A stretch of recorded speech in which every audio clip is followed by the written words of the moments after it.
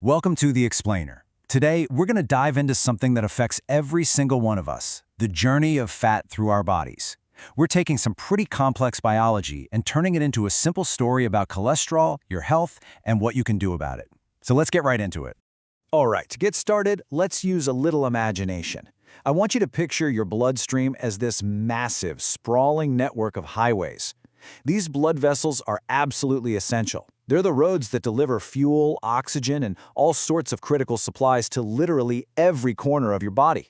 So for this first part, we're going to look at this highway system because you see it has some, well, let's call them rules of the road, especially when it comes to transporting a very specific type of cargo, fat.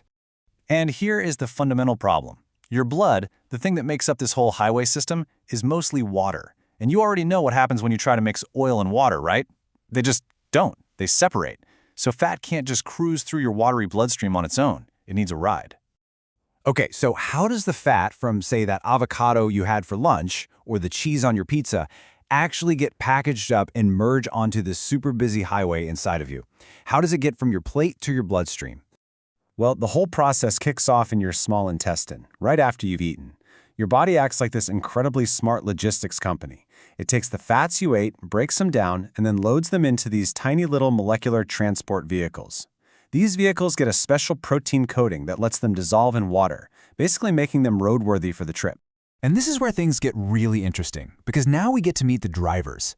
And just like on any real highway, you've got your good drivers, the ones who are careful and follow the rules. And then you've got your, well, let's just call them the bad drivers, the reckless ones. And the kind of driver you have makes all the difference. So these special vehicles, these fat taxis, have an official name, lipoproteins. Their one and only job is to pick up lipids, which is just the sciencey term for fats and cholesterol, and shuttle them through the bloodstream to wherever they need to go, whether it's for energy, repairing cells, or making hormones. And this breaks it down perfectly. You've got two main players on the road. On one side, you have LDL, which we call the bad driver. Think of it like a delivery truck that's a little clumsy. It drops off cholesterol where it's needed, but it can also spill its cargo on the side of the road, right in your artery walls. Then you have HDL, the good driver. This is your highways cleanup crew. It comes along, picks up all that excess spilled cholesterol, and hauls it back to the liver to be safely thrown out. So what happens when you have way too many of those bad LDL drivers spilling cargo everywhere, and not nearly enough of the good HDL cleanup crew to handle the mess? You guessed it. You get a traffic jam, a huge one.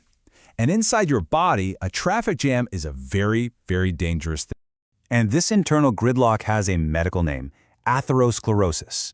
It's basically a slow-motion pileup. Plaque, which is made of cholesterol, fat, and other stuff, starts building up inside your arteries. This buildup makes your highways hard and narrow, creating serious bottlenecks for blood flow. And this process unfolds in some pretty clear stages. You start with step 1, a nice, healthy open road where traffic flows smoothly. But then, in step 2, those bad driver LDLs start a cargo spill, leaving cholesterol behind in the artery wall.